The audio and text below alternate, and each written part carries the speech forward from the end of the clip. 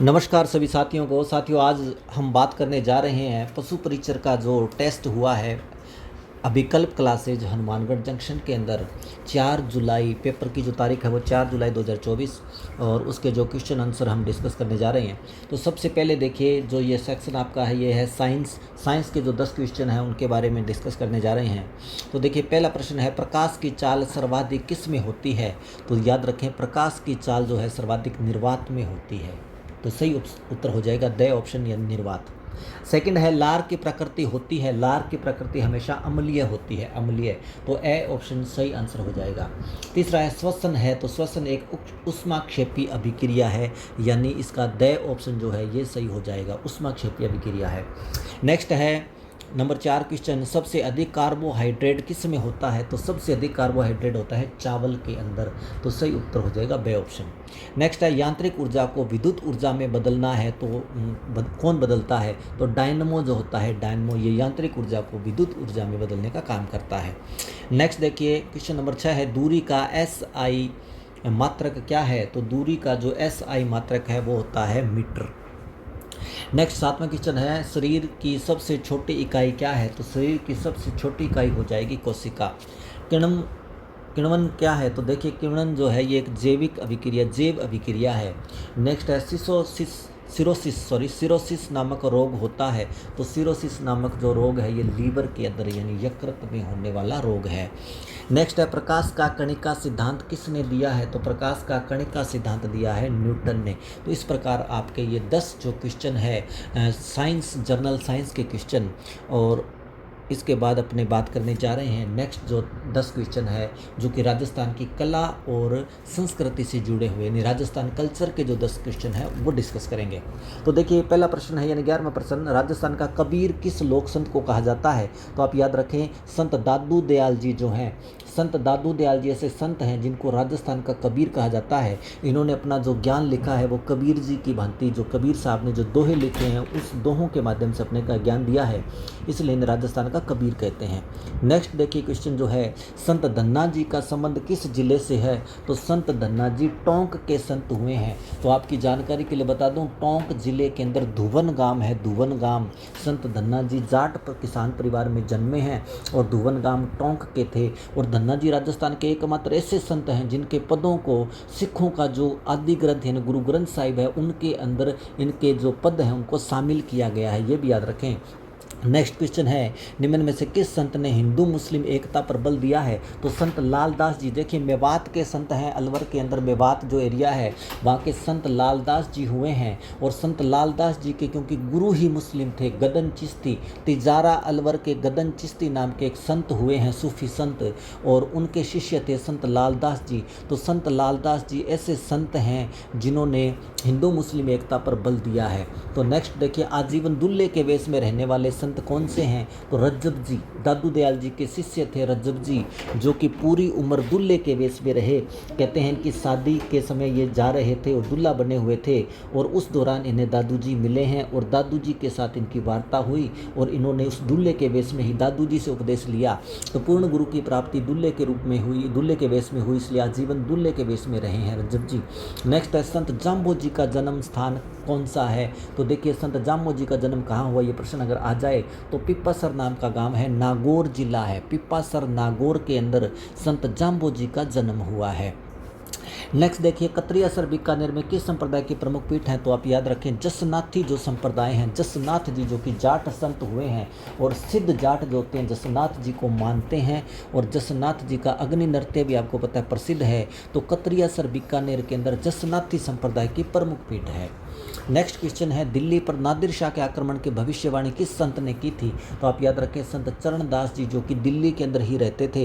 हालांकि राजस्थान के ये भी मेवात के संत थे अलवर एरिया के, लेकिन ये अंग्रेजों के टाइम सरकारी सर्विस में थे और इनकी पोस्टिंग दिल्ली में रही है। और दिल्ली पर नादिर शाह जो अहमद शाह अब्दाली का सेनापति था उसने दिल्ली पर आक्रमण किया था और दिल्ली को तहस नहस कर दिया था। इस आक्रमण की पहले ही भविष्यवाणी संत चरणदास जी ने कर दी थी।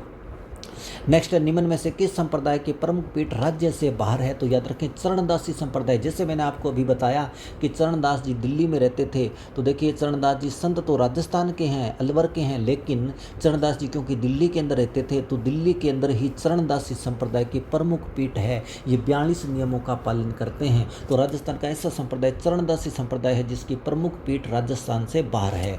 नेक्स्ट देखिए, संत लालदास जी का संबंध किस जिले से है? तो संत लालदास जी का जो संबंध है वो अलवर जिले से है।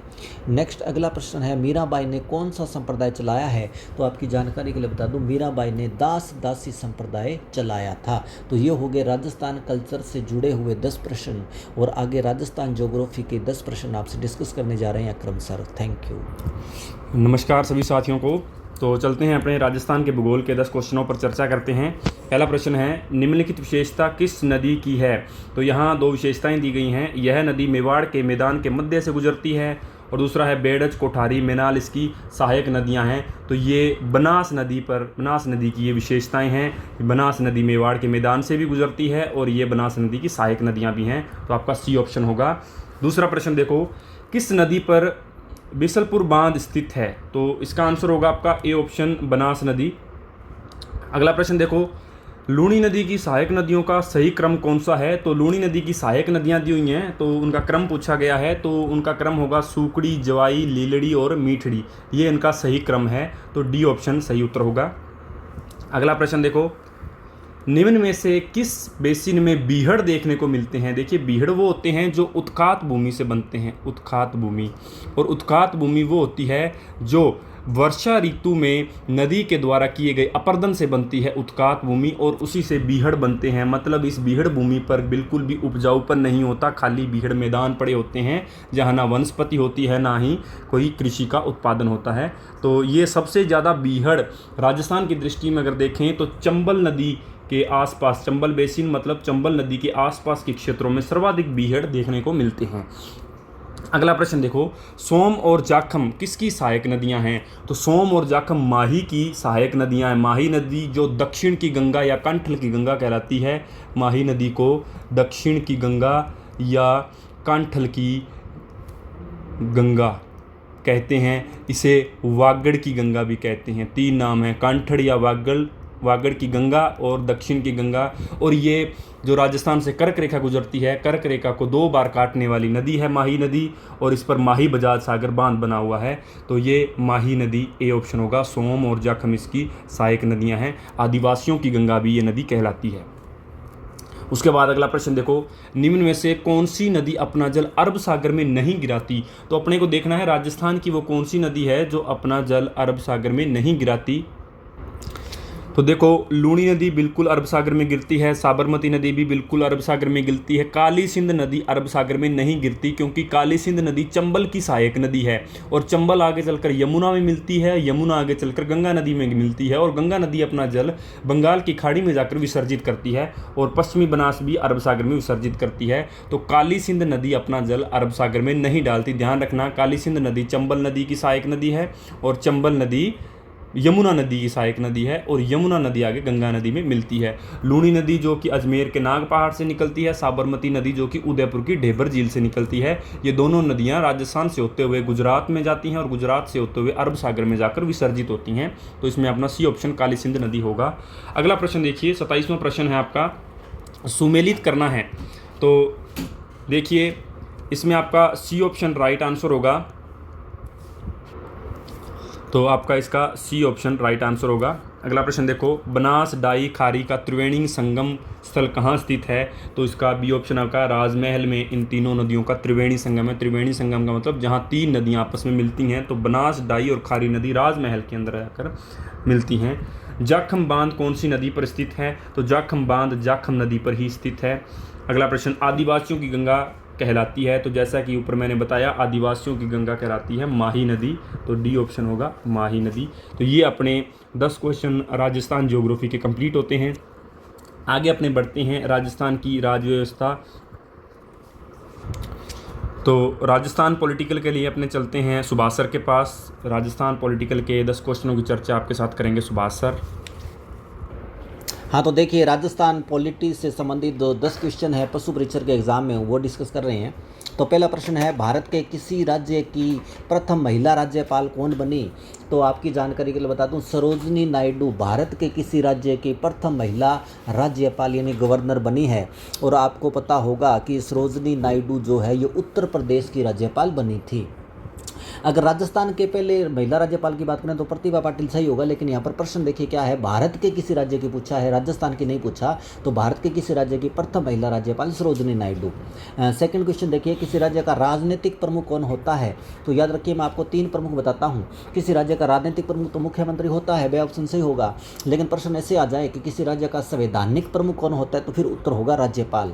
अगर क्वेश्चन ऐसे आता है किसी राज्य का प्रशासनिक प्रमुख कौन होता है, फिर उत्तर हो जाएगा मुख्य सचिव। तो देखिए ये राजनीतिक प्रमुख पूछा है, राजनीति से जो प्रमुख बनता है वह मुख्यमंत्री। नेक्स्ट है, राज्यपाल को शपथ किसके द्वारा दिलाई जाती है? तो आप याद रखें राज्यपाल की नियुक्ति तो राष्ट्रपति करता है, लेकिन शपथ जो दिलाई जाती है वो संबंधित राज्य के मुख्य न्यायाधीश द्वारा। यानी प्रत्येक राज्य के अंदर आपको पता है हाई कोर्ट होता है यानी उच्च न्यायालय होता है, और उच्च न्यायालय का जो चीफ जज होता है, मुख्य न्यायाधीश होता है, जिस राज्य का राज्यपाल बनाया जा रहा है तो उस राज्य के हाई कोर्ट का जो चीफ जज यानी मुख्य न्यायाधीश होता है वो शपथ दिलाएगा। नेक्स्ट क्वेश्चन देखिए, राजस्थान के प्रथम राज्यपाल कौन बने थे? तो देखिए बड़ा इजी सा क्वेश्चन है, आपको पता होगा कि राजस्थान के जो पहले राज्यपाल बने थे सरदार गुरमुख निहाल सिंह। सरदार गुरमुख निहाल सिंह राजस्थान के पहले राज्यपाल थे। नेक्स्ट है, राज्यपाल के कार्यकाल का उल्लेख संविधान के किस अनुच्छेद में है? तो आप याद रखें अनुच्छेद 156। अनुच्छेद 156 के अंदर राज्यपाल के कार्यकाल का उल्लेख दिया हुआ है। नेक्स्ट क्वेश्चन है, राजस्थान के प्रथम गैर कांग्रेसी मुख्यमंत्री कौन है? तो देखिए भैरों सिंह शेखावत जो है राजस्थान के पहले गैर कांग्रेसी सीएम बने हैं, मुख्यमंत्री बने हैं। भैरों सिंह शेखावत से पहले जितने भी मुख्यमंत्री राजस्थान के बने सभी कांग्रेसी थे, यानी कांग्रेस पार्टी से बिलोंग करते थे। भैरों सिंह शेखावत पहले ऐसे चीफ मिनिस्टर हैं राजस्थान के मुख्यमंत्री जो कि गैर कांग्रेसी हैं। नेक्स्ट क्वेश्चन है, राजस्थान के सबसे युवा यानी कम आयु के मुख्यमंत्री कौन बने हैं? तो याद रखें मोहनलाल सुखाड़िया मात्र 38 ईयर्स ओल्ड थे, 38 साल की उम्र में ही राजस्थान के मुख्यमंत्री बन गए। और मोहनलाल सुखाड़िया का सबसे ज़्यादा कार्यकाल भी है, लगभग 17 वर्षों तक राजस्थान के सीएम रहे हैं मोहनलाल सुखाड़िया। तो सबसे कम आयु के यानी प्रश्न पूछ लिया जाए किसी पेपर में कि राजस्थान के सबसे युवा मुख्यमंत्री कौन थे, तो मोहनलाल सुखाड़िया हैं। नेक्स्ट क्वेश्चन है, मुख्यमंत्री की नियुक्ति कौन करता है? तो आप याद रखें मुख्यमंत्री की नियुक्ति हमेशा राज्यपाल के द्वारा की जाती है। तो मुख्यमंत्री की नियुक्ति राज्यपाल करता है। विधानसभा में बहुमत दल का जो भी नेता होता है राज्यपाल उसे मुख्यमंत्री पद की शपथ दिला देते हैं। नेक्स्ट है, राजस्थान मंत्री परिषद में मंत्रियों की संख्या अधिकतम हो सकती है। तो आपको पता होगा कि जो संविधान संशोधन किया गया है 51वां संविधान संशोधन 2003, उसके अंदर प्रावधान किया गया है कि किसी राज्य में या सेंटर में जो मंत्री बनाए जाएंगे वो निम्न सदन का 15% बनाए जाते हैं। तो आपको पता होगा कि राज्य के अंदर निम्न सदन होता है विधानसभा। तो जैसे राजस्थान के अंदर विधानसभा की जो सदस्य संख्या है 200, उसका 15% निकाल लेंगे तो सही उत्तर होगा 30। यानी राजस्थान में मुख्यमंत्री विद सीएम मुख्यमंत्री सहित कुल 30 मंत्री ही बनाए जा सकते हैं। नेक्स्ट है, मुख्यमंत्री के कर्तव्यों का उल्लेख संविधान के किस अनुच्छेद में? बड़ा इंपॉर्टेंट क्वेश्चन है किसी भी एग्जाम के लिए। तो मुख्यमंत्री के कर्तव्यों का उल्लेख संविधान के अनुच्छेद 167 के अंदर है। मुख्यमंत्री के क्या कर्तव्य होंगे इस बात का उल्लेख अनुच्छेद 167 में है। तो ये थे 10 प्रश्न राजस्थान पॉलिटी से संबंधित पशु परीक्षर एग्जाम में। Thank you. तो अभी आपने राजस्थान की राजनीति के 10 क्वेश्चनों के बारे में चर्चा की। अब अपने चलते हैं आगे मैथ के 10 सवालों पर। तो मैं आपको सिर्फ आंसर के निशान लगाऊंगा। तो देखिए पहला प्रश्न है, इसका आंसर होगा आपका सी ऑप्शन 1600। 42वां प्रश्न है, इसका आंसर होगा ए ऑप्शन 2000। 43वां प्रश्न है जिसका आंसर होगा आपका सी ऑप्शन 2.5%। और 44वें प्रश्न का आंसर होगा आपका ए ऑप्शन 560। और 45वें प्रश्न का आंसर होगा ए ऑप्शन 1050। और 46वें प्रश्न का आंसर होगा आपका स ऑप्शन 122। और 47वें प्रश्न का आंसर होगा आपका ए ऑप्शन 0। 48वां प्रश्न देखिए, इसका आंसर आपका ए ऑप्शन 20,000। और 49 नंबर प्रश्न का आंसर होगा बी ऑप्शन 100 रुपये। 50 नंबर प्रश्न का आंसर होगा स ऑप्शन 600। तो ये आपके मैथ के 10 प्रश्न थे जिसका हल आपको किसी अन्य वीडियो में मिल जाएगा। इस चैनल के साथ जुड़े रहें, आपको जल्द ही वीडियो डाली जाएगी जिनमें जितने भी आपके पहले पेपर हो चुके हैं उन पेपरों की सारे मैथ और रीजनिंग के सवालों की विद हल सर आपकी वीडियो बनाकर अपलोड करेंगे, तो आप उसमें देख लीजिएगा। अब अपने चलते हैं आगे पशु प्रीचर से संबंधित ज्ञान। तो पशु प्रीचर से संबंधित जो क्वेश्चन हैं उनमें देखिए, पहला प्रश्न है राजस्थान में पाई जाने वाली गायों की नस्लों में निम्न में से कौन सी नहीं है। तो कौन सी भारत में जो गाय की नस्ल है जो राजस्थान में नहीं पाई जाती है, तो चोकला है, ये नहीं पाई जाती। सही ऑप्शन रथ भी है, कांकरेज भी है, थार पारकर भी है। अगला प्रश्न देखिए, सूरती कौन से पशु की नस्ल है। तो सूरती भैंस की नस्ल को कहते हैं सूरती। अगला प्रश्न देखो, राजस्थान में राठी गाय की नस्ल किस जिले में पाई जाती है। तो राठी गाय सर्वाधिक बीकानेर के अंदर पाई जाती है, तो बी ऑप्शन होगा आपका। कौन सी गाय की विदेशी नस्ल नहीं है। तो इनमें से देखना है कि कौन सी विदेशी नस्ल नहीं है। तो देखिए, ब्राउन स्विस विदेशी नस्ल है, जर्सी भी है, हाल्स्टीन फ्रीजियन भी है, लाल सिंघी ये भारत की नस्ल है, ये विदेशी नस्ल नहीं है, तो बी ऑप्शन इसका राइट आंसर होगा। अगला प्रश्न देखिए, देसी गायों में सबसे ज़्यादा वसा किस गाय के दूध में पाई जाती है। तो ए ऑप्शन कांकरेज गाय की जो नस्ल है, इस गाय के दूध में सर्वाधिक वसा पाई जाती है, जो भारत की एक देसी गाय की नस्ल है। अगला प्रश्न देखिए, नागौरी गाय का उत्पत्ति स्थान है। तो जैसा कि नाम से स्पष्ट है नागौरी गाय, तो उत्पत्ति स्थान इसका होगा नागौर, ए ऑप्शन। अगला प्रश्न है, रेड सिंघी गाय का उत्पत्ति स्थान माना जाता है। तो रेड सिंघी गाय का उत्पत्ति स्थल है कराची, कराची में इसकी उत्पत्ति मानी जाती है, सी ऑप्शन होगा। अगला प्रश्न है, किस नस्ल की गाय का रंग काला व सफ़ेद मिश्रित होता है। तो डी ऑप्शन आपका हाल्स्टीन फ्रीजियन, ये गाय की नस्ल है जिसका रंग काला व सफ़ेद मिश्रित रंग की होती है ये। अगला प्रश्न देखो, राठी गाय का वितरण क्षेत्र है। तो इसका वितरण क्षेत्र देखिए, हनुमानगढ़ में भी बिल्कुल राठी गाय पाई जाती है, बीकानेर में भी पाई जाती है, श्रीगंगानगर में भी पाई जाती है, तो तीनों जिलों में पाई जाती है, तो ऑप्शन होगा आपका डी ऑप्शन, उपयुक्त सभी। अगला प्रश्न देखिए, साहिवाल गाय का उत्पत्ति स्थान है। तो इसका उत्पत्ति स्थान है मोंटागोमरी, ये स्थान है साहिवाल नस्ल की गाय का उत्पत्ति स्थल। तो इस प्रकार ये आपके थे 10 प्रश्न पशु प्रीचर से संबंधित। आगे अपने चलते हैं राजस्थान इतिहास की तरफ। तो राजस्थान इतिहास जो कि आपके 2 बजे से लेकर 2:40 तक आपकी क्लास लगती है, तो 61 से लेकर के 70 10 क्वेश्चन राजस्थान इतिहास के हैं, जिसके बारे में चर्चा आपसे करेंगे सुभाष सर। तो चलते हैं सुभाष सर के पास। तो देखिए, भी चर्चा कर रहे हैं राजस्थान इतिहास से जुड़े हुए 10 प्रश्नों की। पहला जो प्रश्न है, बप्पा की राजधानी क्या थी। तो आपकी जानकारी के लिए बता दूं, बप्पा रावल जिन्होंने गुहिल वंश की नींव डाली है मेवाड़ के अंदर, नागदा उदयपुर के अंदर है, बप्पा रावल की राजधानी नागदा थी। नेक्स्ट है, किस शासक को मेवाड़ का भीष्म पितामह कहा जाता है। तो चुंडा जो है, चुंडा को मेवाड़ का भीष्म पितामह कहा जाता है। आपको पता होगा कि राव रणमल जो मारवाड़ का राजा हुआ, उसकी बहन हंसाबाई का विवाह जो है वो किया गया था राणा लाखा से, और इस विवाह जो विवाह हुआ है इस शर्त पर हुआ था कि हंसाबाई के गर्भ से उत्पन्न पुत्र ही अगला मेवाड़ का राजा होगा।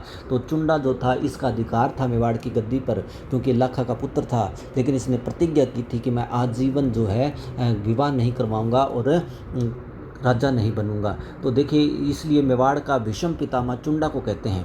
नेक्स्ट है, महाराणा प्रताप का जन्म कब हुआ। तो महाराणा प्रताप का जन्म 9 मई 1540 को कुंभलगढ़ दुर्ग के अंदर बादल महल है, उस बादल महल के अंदर महाराणा प्रताप जो हैं इनका जन्म हुआ था।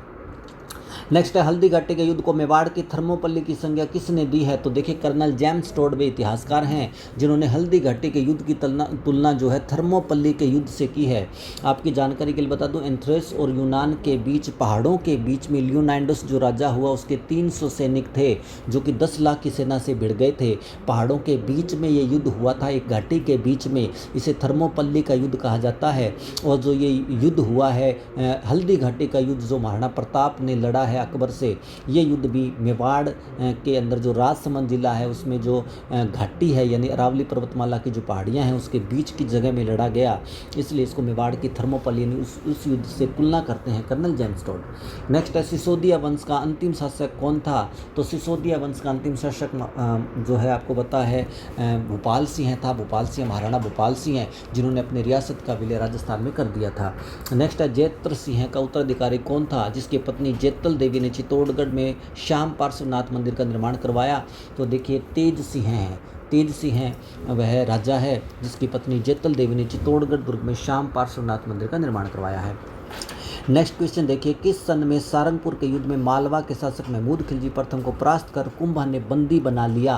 तो देखिए 1437 के अंदर ये सारंगपुर का युद्ध हुआ है। और मालवा आपकी जानकारी के लिए बता दूं मध्य प्रदेश में है, और ये सारंगपुर भी मध्य प्रदेश में है। यानी ये जो सारंगपुर का युद्ध है ये मध्य प्रदेश में लड़ा गया है, क्योंकि राणा कुंभा के पिता मोकल की हत्या कर दी थी चाचा मेरा ने, और उसको शरण देता है महमूद खिलजी प्रथम, इसलिए उस पर आक्रमण करने के लिए राणा कुंभा मध्य प्रदेश जाते हैं। सारंगपुर में युद्ध होता है, और इस युद्ध के जीत के उपलक्ष्य में आपकी जानकारी के लिए बताऊं राणा कुंभा ने चित्तौड़गढ़ दुर्ग में विजय स्तंभ का निर्माण भी करवाया था। तो नेक्स्ट देखिए, अगला प्रश्न है, किस सन में महाराणा सांगा ने खातौली, जो कि वर्तमान कोटा जिले में है, युद्ध में दिल्ली के सुल्तान इब्राहिम लोदी को परास्त किया था? तो देखिए खातौली का युद्ध 1517 के अंदर लड़ा गया। तो याद रखें खातौली का युद्ध जो युद्ध है ये 1517 में लड़ा गया। ये वो युद्ध है जिसमें राणा सांगा का बड़ा पुत्र भोजराज मारा गया। और आपकी जानकारी के लिए बता दूं कि भोजराज मीराबाई का पति था। नेक्स्ट है, 9 मई 1540 को कुंभलगढ़ में जन्मे प्रताप का किस सन में गोगुंदा में राज्याभिषेक हुआ? तो याद रखें 1572 ईस्वी को। 1572 ईस्वी को होली का दिन था, जिस दिन डेथ हुई थी राणा उदय सिंह का, जो अंतिम संस्कार किया जा रहा था शमशान घाट के अंदर 1572 को कहते हैं। इनकी कमर पर तलवार बांध करके और राज्याभिषेक किया गया है। और कहते हैं उसके बाद कुंभलगढ़ के अंदर एक समारोह आयोजित करके दोबारा से राज्याभिषेक किया गया। तो महाराणा प्रताप मेवाड़ के ऐसे राजा हैं जिनका 2 बार राजतिलक हुआ।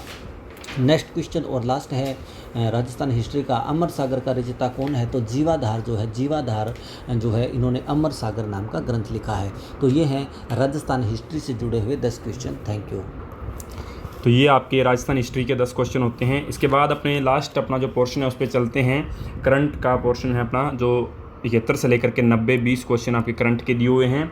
तो करंट के क्वेश्चनों की चर्चा करते हैं। देखिए पहला प्रश्न देखिए, हनुमानगढ़ में नशा रोकथाम के लिए स्कूलों में रोकथाम हेतु कब नशा मुक्ति जागरूकता गतिविधियां आयोजित की जाएंगी? तो आपका उत्तर होगा चौथे शनिवार को, ए ऑप्शन। अगला प्रश्न देखिए, हाल ही में राजस्थान में किस जिले में राज्य का पहला नहरी थाना बनाया गया है? तो पहला नहरी थाना आपका हनुमानगढ़ जिले के अंदर बनाया गया है, सही ऑप्शन होगा। 18वीं लोकसभा के अध्यक्ष किसे चुना गया है? तो 18वीं लोकसभा आप जैसे कि आप जानते हैं कि 2024 में 18वीं लोकसभा चुनी गई है, जिसमें अध्यक्ष ओम बिरला जी को नियुक्त किया गया है। तो इससे पिछली जो विधानसभा थी 17वीं लोकसभा, उसमें भी ओम बिरला जी लोकसभा स्पीकर थे, और अब 18वीं लोकसभा में भी ओम बिरला जी को लोकसभा अध्यक्ष के तौर पर चुना गया है। अगला प्रश्न देखिए, सामाजिक सुरक्षा पेंशन योजना मुख्यमंत्री भजनलाल शर्मा ने प्रति माह 1000 रुपये की जगह पर कितनी राशि पेंशन डीबीटी के माध्यम से स्थानांतरित की है? तो इसका उत्तर होगा आपका 1150 रुपये, बी ऑप्शन।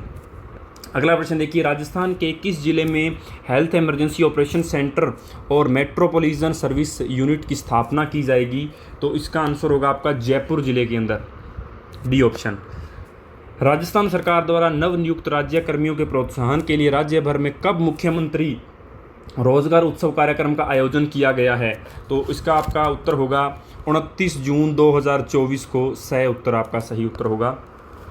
अगला प्रश्न देखिए, आपनी लाडो प्रोजेक्ट की शुरुआत चिकित्सा विभाग द्वारा कब की गई? तो ये की गई थी आपकी 21 जून 2024 को, तो डी ऑप्शन आपका होगा। अगला प्रश्न है, पीएम एकता मॉल पहल के तहत राजस्थान किस जिले में यूनिटी मॉल का निर्माण किया जाएगा? तो इसका उत्तर होगा आपका जयपुर जिला, ए ऑप्शन होगा। अगला प्रश्न देखते हैं, मुख्यमंत्री आयुष्मान दुर्घटना बीमा योजना को कब शुरू किया गया? तो ये आपका 1 मई 2022 से शुरू किया गया था। शहरों में बढ़ते प्रदूषण को कम करने के लिए भारत सरकार द्वारा प्रधानमंत्री ई बस सेवा राजस्थान के कितने शहरों में प्रारंभ की गई है? तो ये आपके भारत के राजस्थान के 8 शहरों के अंदर प्रारंभ की गई है। उसके बाद देखो, नशीली दवाओं के दुरुपयोग और अवैध तस्करी के खिलाफ अंतर्राष्ट्रीय दिवस प्रतिवर्ष कब मनाया जाता है? तो 26 जून को नशीली दवाओं के दुरुपयोग और अवैध तस्करी के खिलाफ अंतर्राष्ट्रीय दिवस मनाया जाता है, 26 जून, डी ऑप्शन होगा आपका। नाटककार हैरोल्ड पिंटर की स्मृति में स्थापित PEN पिंटर पुरस्कार 2024 से किसे सम्मानित किया गया है? तो इसका आंसर होगा आपका सही ऑप्शन, अरुंधति रॉय को। भारत को विश्व आर्थिक मंच संगठन द्वारा जारी वैश्विक ऊर्जा संक्रमण सूचकांक पर कौन सा स्थान दिया गया है? तो आपको 63वां स्थान दिया गया है भारत को, डी ऑप्शन होगा।